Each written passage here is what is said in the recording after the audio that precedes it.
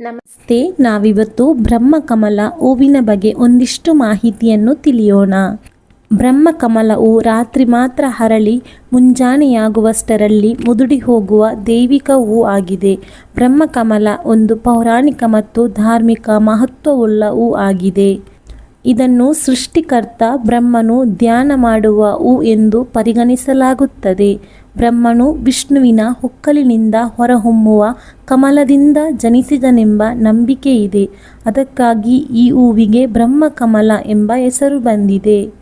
ಹಿಂದೂ ಧರ್ಮದಲ್ಲಿ ಬ್ರಹ್ಮಕಮಲವನ್ನು ದೇವತೆಯಂತೆ ಪೂಜಿಸಲಾಗುತ್ತದೆ. ಆಯುರ್ವೇದದಲ್ಲಿ ಬ್ರಹ್ಮಕಮಲ ಹೂವನ್ನು ಜ್ವರ, ನೆಗಡಿ, ಅಸ್ತಮ ಚಿಕಿತ್ಸೆಗೆ ಬಳಸಲಾಗುತ್ತದೆ. ಒತ್ತಡ, ಖಿನ್ನತೆ ಮತ್ತು ನಿದ್ರಾಹೀನತೆಗೆ ಕೂಡ ಬ್ರಹ್ಮಕಮಲವು ಚಿಕಿತ್ಸೆಗೆ ಸಹಾಯ ಮಾಡುತ್ತದೆ. ಉತ್ತರಾಖಂಡ ರಾಜ್ಯದ ರಾಜ್ಯ ಪುಷ್ಪವಾಗಿ ಬ್ರಹ್ಮಕಮಲವು ಬೆಳೆದು ನಿಂತಿದೆ.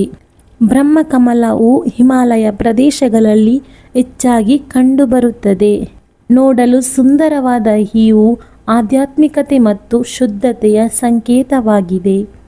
ಪೌರಾಣಿಕ ರಹಸ್ಯಗಳೊಂದಿಗೆ ಸುತ್ತುವರೆದಿರುವ ಈ ಸೊಗಸಾದ ಹೂ ಶತಮಾನಗಳಿಂದಲೂ ಮಾನವರ ಕಲ್ಪನೆಗಳಲ್ಲಿ ತನ್ನದೇ ಆದ ವೈಶಿಷ್ಟ್ಯಗಳನ್ನು ಹೊಂದಿದೆ. ಬ್ರಹ್ಮಕಮಲವು ಅರಳುವಾಗ ತಮ್ಮ ಆಸೆಗಳನ್ನು ಯಾರು ಹೇಳಿಕೊಳ್ಳುತ್ತಾರೋ ಅವರ ಆಸೆಗಳೆಲ್ಲವೂ ಈಡೇರುತ್ತದೆ ಎನ್ನುವ ನಂಬಿಕೆಯಿದೆ. ಬ್ರಹ್ಮಕಮಲವು ಸೌಂದರ್ಯ ಮತ್ತು ಮಂಗಲಕರ ಸ್ವಭಾವವನ್ನು ಹೊಂದಿದೆ. ಈ ಹೂವಿನ ಅರಳುವ ದಿನಕ್ಕಾಗಿ ಎಲ್ಲರೂ ಎದುರು ನೋಡುವರು.